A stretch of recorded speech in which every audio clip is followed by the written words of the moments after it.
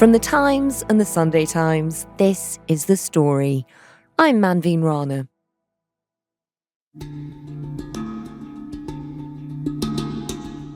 For years, amid the bloody backdrop of the Syrian civil war, his was a name to be reckoned with.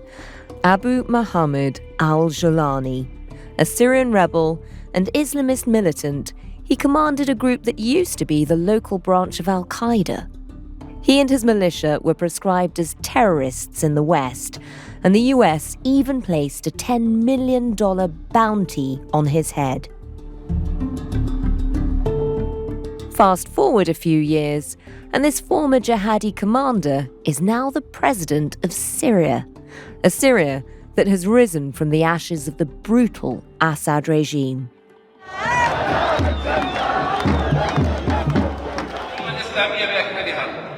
This victory, my brothers, is a victory for the entire Islamic nation.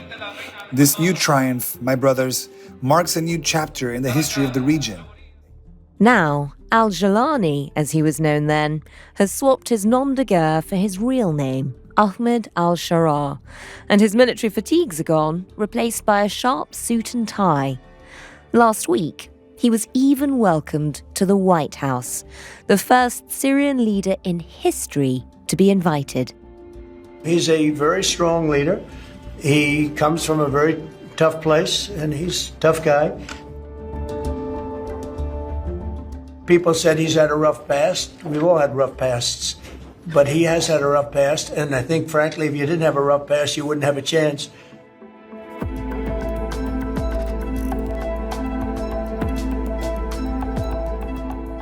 But as the West courts former terrorists in order to befriend this new Syria, what does that mean for others who were caught up in the crossfire? The Times special correspondent Anthony Loyd has been back to Syria, meeting a man who had his British citizenship revoked for supposedly associating with the same group that the new Syrian president used to run. How is it that the leader of this group is getting invited to the White House while this British man is still considered a national security threat? His story really is a story about revised relationships with yesterday's terrorists who are today's allies. It's a story about Syria. It's also a story about Ahmed al-Sharaa. The story today, a new Syria and a new lens on terror. And you've been in and out of Syria for years. You covered the war at length. You went back to Syria recently. What was it like?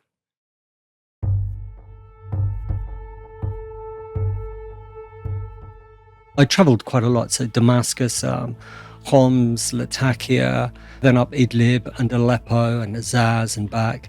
And it is a country absolutely grappling to find stability in the aftermath of 14 years of war.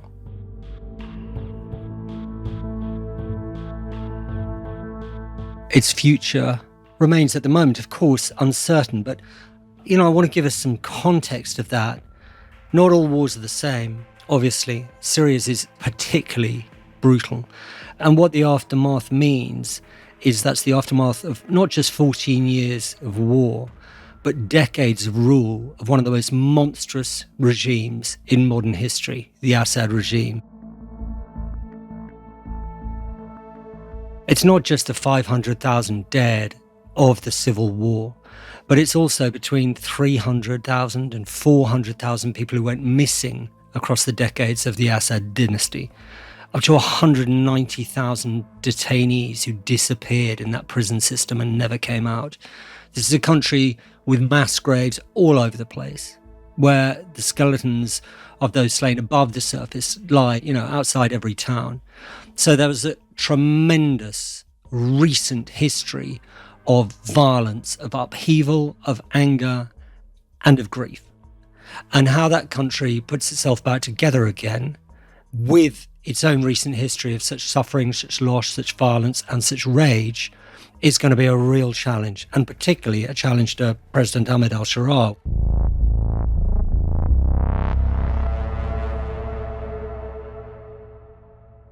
tell us about him, the new man in charge. He's taken over this incredibly damaged country after the fall of the Assad regime. Who is he? And give us a bit of the context of how he's come to power. First, I think it's important to understand that President al-Sharaa is the man. There is not an alternative in power or a deputy at the moment that's at the forefront of things. He is singularly the most powerful man in Syria. He's 43 years old. He was born in Saudi Arabia. He's Syrian. He studied in Damascus. And then in 2003, just before the American invasion of Iraq, he went over to Iraq to fight against the Americans. He joined at the time al-Qaeda in Iraq in 2003. Now, it's unclear exactly what his role was in the next few years. Some people will have him as rising up through the echelons of al-Qaeda in Iraq. Others, Sharaa himself says no, he was just involved actually in a lowlier role of fighting. But either way, he was a member of al-Qaeda in Iraq. He fought against Americans.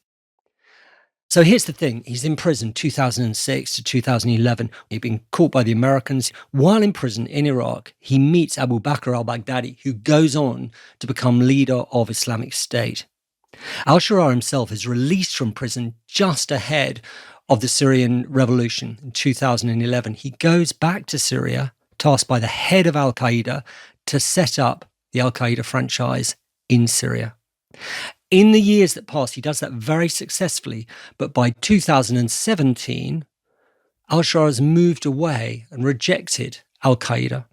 He set up the organization to rename it Hayat Tahrir al-Sham, HTS. But the Americans aren't convinced. They still say at that period that HTS was an al-Qaeda affiliate. They carry on bombing it. They put a $10 million bounty on al-Sharaa's head. And the Brits too call HTS at that stage a terrorist organisation. Moving forward, in November 2024, HTS springboard out of their heartland in Idlib, capture very quickly Aleppo, then move south, and Assad flees.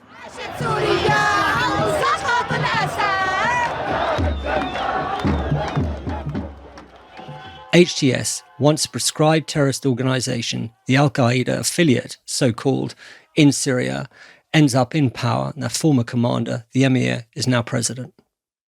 So, Ant, you've got a man here who's been through, if there was a diagram, it would be the several ages of a jihadi. He starts off with al-Qaeda in Iraq. He moves to Syria when there's already a bit of a revolution in the offing. People are rebelling against Assad. They come and join that rebellion, but with a particular flavour. It's al-Qaeda in Syria now. They step away from al-Qaeda in order to become more acceptable to the outside world, not necessarily convincingly.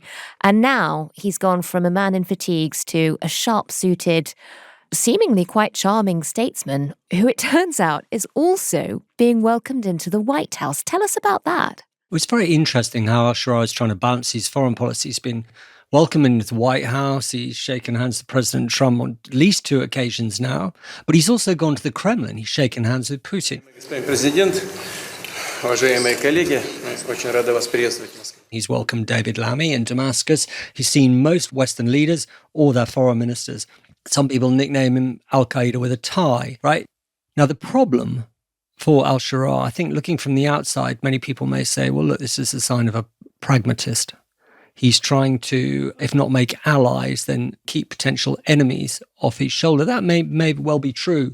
But you've got a huge amount of people in his own original organisation, the fighters, perhaps the majority of whom are essentially Islamist fighters, who, by the nature of their ideology, were anti-Western to some degree, certainly not people who naturally want to be friends with the Americans or the Russians.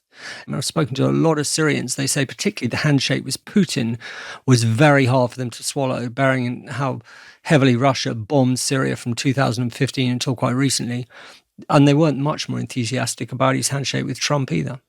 So it's a difficult balance for him domestically to explain his relationships with foreign governments now. It's also really difficult for those foreign governments. I mean, just talk us through how Western attitudes to al-Sharaa, but also the organisation that he set up in Syria, HTS, how they've changed over time. America, back in July, took HTS off the list of prescribed terrorist organisations. Most countries then started lifting sanctions on Syria. Britain last month, slightly late to the game, lifted its own terror organisation labelling of HTS. So everybody who once regarded the HTS as a terrorist group have now, on the back of the HTS essentially being victorious and coming to power in Damascus, has changed that designation to allow them to become part of the mainstream diplomatic fold.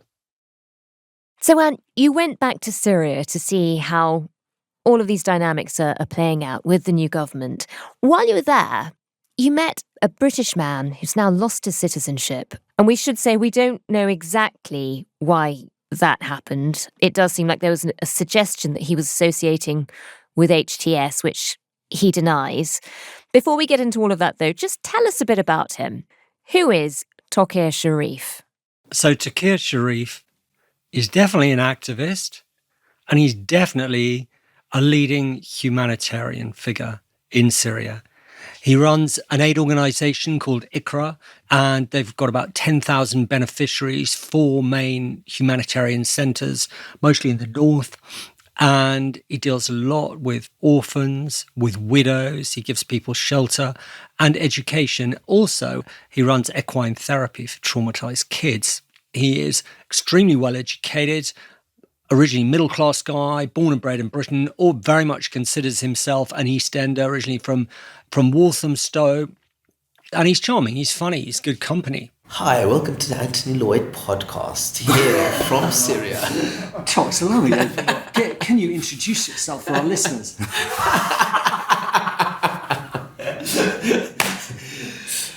it's not going to be like that. It's not going to be like that. And I called him, I think, in a piece I wrote, which attracted quite a lot of ire from some of our readers, Britain's most charming threat to national security. Did you like him? Yeah, I liked him. And you are a husband and a father to how many children? I've got 10 of my own now, but I also have foster orphan children in my care. Forgive me, how many times have you been married? I've only been married 3 times, and I still have 3 wives. I'm still married. At the beginning of any interview I do with someone, I always say, hey, what's your name? Where were you born? Are you married? And how many kids have you got? And it's not actually angling to like how many wives you got or how many children. It's just so I've got a basic understanding of the beginnings of somebody. And then I often will say, well, where was your father born or whatever? And so when I asked him, are you married? He said, I've got 3 wives. But then he immediately said, but I don't want this going down the kind of line of, he was laughing, you know. See, the problem is with that question is that takes on a bit of a, from a Western paradigm, unfortunately, if it's the terrorist narrative, look at this guy, he's got 3 wives, he oppresses women, blah-de-blah-de-blah. Well, I wasn't really thinking about that. I was just hoping... No, I'm not saying you are, but I'm just saying, unfortunately, that's the way people see it. Look at this Islamist guy. But I just kind of think I'm, a bit like many other Western men out there that would like to be married to more than one woman. Since living in Syria, he's got 3 wives and 10 children. He said it's very complicated, it must be.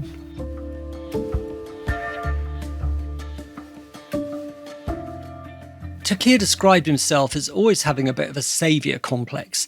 He saw one of his brothers fighting off a thug who was attacking a young woman when Taqi was just a child, and he was really impressed by this.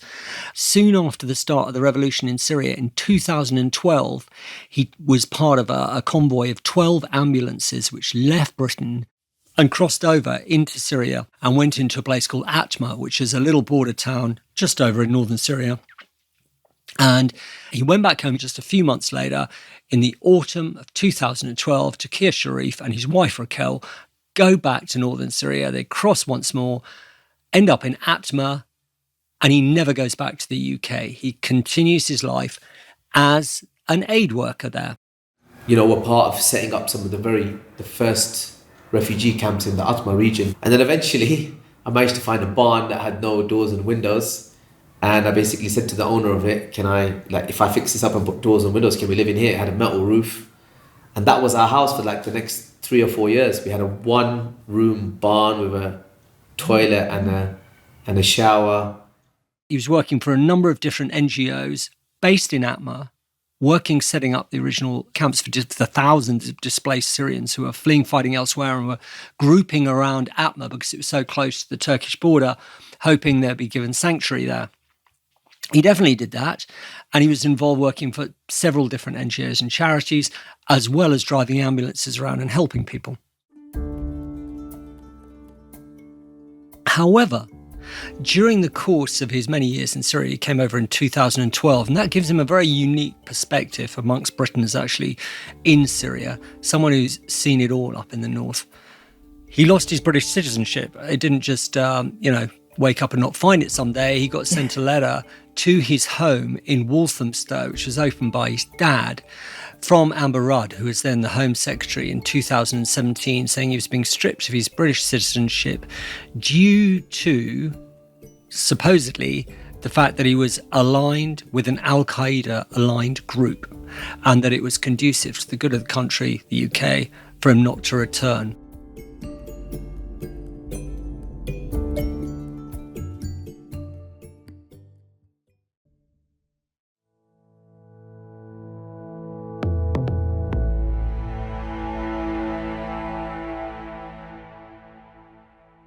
Anthony, you've been telling us about a British man who's now lost his citizenship, who you met in Syria, describes himself as an aid worker.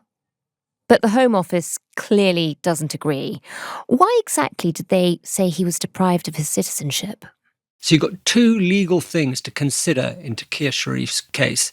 Number one, Amber Rudd felt she could take away his citizenship because Taqi was dual nationality. He actually had Pakistani citizenship as well, although he was born and bred in Walthamstow and hadn't been to Pakistan, I don't think, until 2010 when he went there on an aid mission before the war. And if you're going to remove someone's citizenship in Britain, you can't leave them stateless. So technically, he wasn't going to be left stateless because he still had Pakistani citizenship. That's one legal point. But the other legal point counter to that is that he had his citizenship removed for this slightly kind of opaque phrase, being aligned with an al-Qaeda aligned group. Now, that al-Qaeda aligned group can only be HTS. And HTS has since been removed from the list of proscribed terrorist organisations by the UK, who are now dealing directly with the former commander, the emir of the HTS, who is now president of Syria, Ahmed al-Sharaa. The Home Office doesn't seem to provide very much detail or evidence in the letter that they've sent him in stripping him of his citizenship. It does mention a group aligned with an al-Qaeda aligned group. So we assume that's HTS. Do we know if Sharif had a relationship with HTS? What did he say? He said he'd always preserved his independence. Let's also remember that he got put in prison by the HTS in 2020 for 4.5 months. Now, he was very diplomatic about it because I said, can you tell us about your time in prison? And he said, I don't really want to talk about it because I've now got a good relationship with the government and I don't want to discredit them. But I spoke to other people about it and they were like, no, he's bunged in solitary confinement and had a rough time and was tortured during his time there. A lot of people were very... Tortured by HTS? Yeah, tortured by HTS. And I spoke to someone else who was in prison with him, and that's what they told me. And he was released, and now his relations with the government with the authorities are okay. If he had been a member of HTS, it is unlikely that he would have been treated in the way he was in prison. With all of that in mind, people listening at home will be wondering, this is a man who went to Syria at a time when a lot of people went to fight.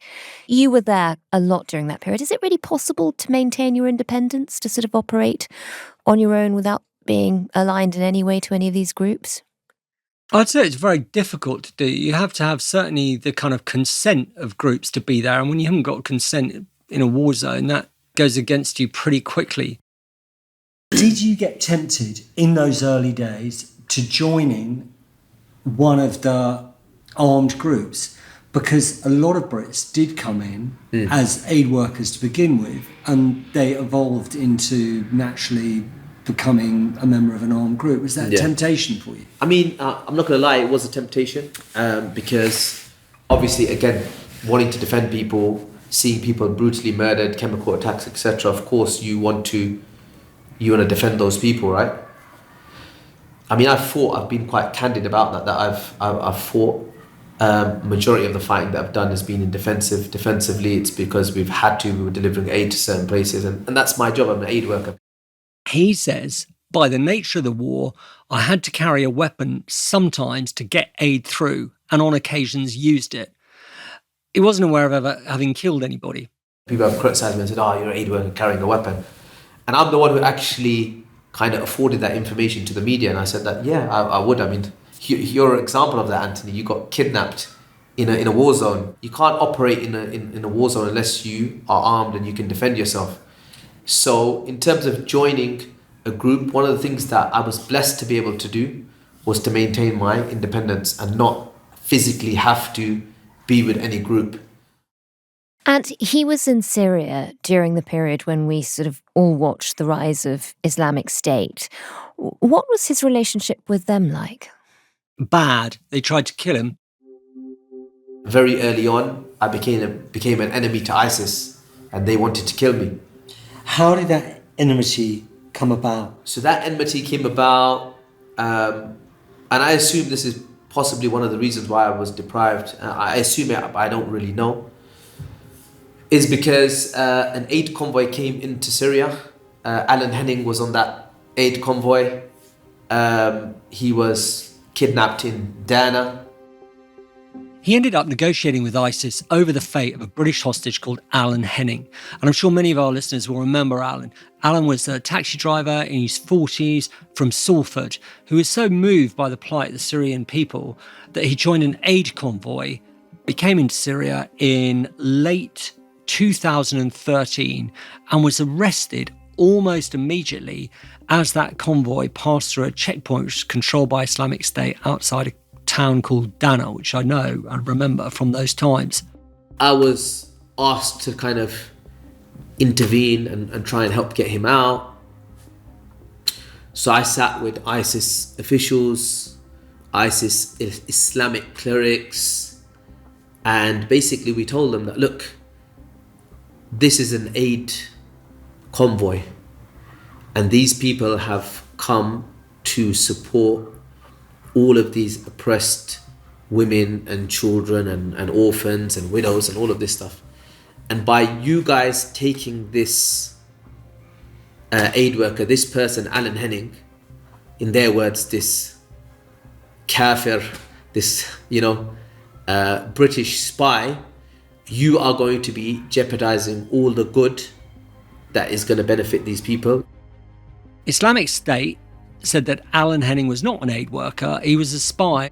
And I said, okay, what's your evidence that he's a British spy? They said, look at his passport, he's got a chip. So I took my passport. I said, that means I'm a British spy. I said, every British person has a chip in their passport. This is ridiculous. Negotiations broke down. Alan Henning was spirited off further east and ended up in Raqqa, where he was murdered by Islamic State in October the following year. And Turkey then had 2 attempts on his life with IEDs, which he is sure were placed there by Islamic State. Listeners will be wondering how this man, this Brit aid worker, ends up in a position where he's able to negotiate with ISIS, where he's sort of trusted enough by them to be able to sit down and talk these things through. Is that uncomfortable? No, I didn't think that was particularly odd at all. I mean, negotiation by its definition is a conversation or discourse between two groups of people to come to a common understanding or an agreement. It's not a discourse between one set of people. And I think it's entirely natural, given the amount of foreign fighters who are in Islamic State, given the fact that Alan Henning was British, and given the fact that Taqi Sharif was a fairly respected member of the Islamic community in Atma, who was British at the time, that he would have been asked to be one of those who was trying to discuss it. Taqi Sharif was certainly no fan of Islamic State. He was extremely critical of them. It didn't jar with me when he said that he'd been involved in negotiations. I would have thought that was perfectly logical. And what did he make of, the sort of the broader aims of ISIS when they came along, the aim of establishing an Islamic State? How did he feel about that? If you ask Taqi, and I did, as to his views on it all, he said that he liked the thought of a state, and he was obviously talking about a fair state, not a punitive, savage state, of Muslims for Muslim people. Every kind of real, true Muslim wants to live under Islam. The same way the Jews have the Jewish state of Israel. And I always see this as a big contradiction from the West, where the Jewish state of Israel, there's no questionability that, I mean, it's so common sense that Jews want to live under a Jewish state. Nobody questions that. Nobody says, oh my God, you know, they dress a certain way. Oh my God, they have certain laws. Nobody questions that, because that would be anti-Semitism, right? So similarly, this idea of Muslims wanting to live under I even start to use the term a Medinian state, like the Prophet, peace be upon him, in Medina, he created a society. I don't like to use Islamic State. I don't like to use Caliphate, because those terminologies are loaded now. And I don't want people to imagine this black IS version of, you know, Islam. That's not what many people want. People want a Medinian state that affords Muslims the right to practice their religion in peace and harmony. And not just Muslims, also other religions. Now, if you want to interpret the establishment of an Islamic state as being through the gun and through the knife, then it has a very draconian, terroristic interpretation. If you see it in another way, saying that as a conservative or a devout Muslim, you would feel comfortable living in a state governed along the laws of Islam, and that those laws should be not enforced upon everybody from the get-go, but that society should be educated to the benefits of those laws, then it has a different interpretation.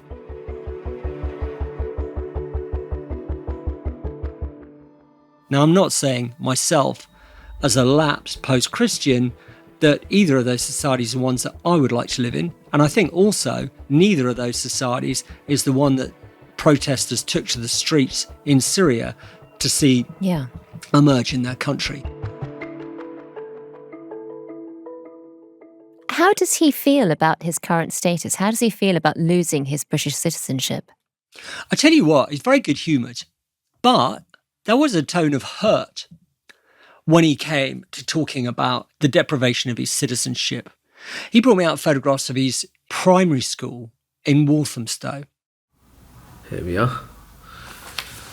So this is my school class photo. Surrey Down Park Primary School, 1997. Now when you look at this image, you see that it is so ethnically diverse. It's amazing. This is London. So this is what I knew. Growing up, this is what I knew, this is what I believed in, that we're all British, we're all equal under the law. So, yeah, it's difficult, right? When all of a sudden, that's taken away from you. Without a trial, without any due process, without even being able to see the evidence. He certainly wanted to come back and visit. You know, he feels he's from Walthamstow. He says, I will always feel British. So clearly that hurt him. He thought it was unfair and it hurt. And this is the story of one very intriguing character, but in a way it represents a wider problem. You've got a whole bunch of people in Syria now who've had their British citizenship taken away from them for association with groups like HTS when they were proscribed terrorist organisations. Now that they've been reclassified, now that they've been de-proscribed, what happens to those people? So there's two different basic groups of former Brits in Syria. There's those who are affiliated with Islamic State or joined Islamic State who've had their citizenship removed. Nobody, I think, is in a hurry to give them their citizenship back, whatever the legalities of it, whatever the ethics, whatever the moralities. There's the other group, people like Taqir Sharif. It's like, well, the reasons for you losing your citizenship are very different. We're not talking about Islamic State. We're not now talking about affiliation with a terrorist group. We're talking about affiliation with a group that may have been affiliated to al-Qaeda, but yet now we don't call a terrorist group, and whose leader is visited by David Lammy and Jonathan Powell, who shakes hands with Donald Trump and may be joining us in the anti-terrorist coalition. So where does that leave Taqi Sharif's case? So his story really is a story about revised relationships with yesterday's terrorists who are today's allies. It's a story about Syria. It's also a story about Ahmed al-Sharaa. And that's sort of exactly the point, isn't it? I mean, this is not only the story of one man, or even just that cohort of people who are now in this legal no man's land of not knowing if they will get their citizenship back or not. It's actually the difficulty for governments all over the West in deciding how they deal with the Syrian government. They're in the grey. You know, they have this jihadi past, the question marks about the way they might have behaved before, and now everybody wants to shake hands with them. How difficult a pivot is that? It's a very difficult pivot because at the end of the day, mistrust remains. Western governments and the government in Syria are not natural bedfellows. Westerners seem always rather fixated on kind of redemption and change, and that's kind of a nice thought.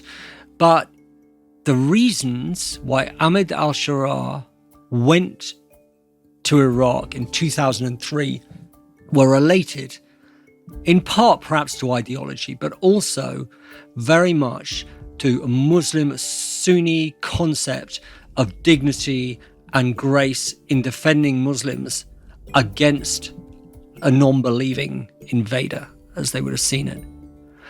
So how far has he really changed from those convictions?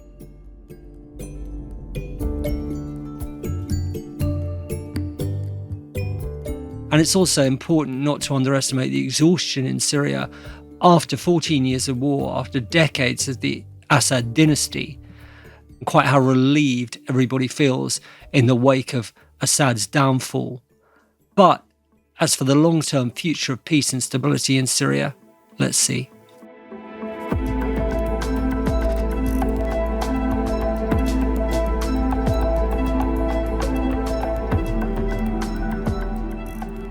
That was special correspondent for The Times, Anthony Loyd. You can find all of his work, including a diary of his latest trip to Syria, where he returned to the scene of his kidnapping, at thetimes.com.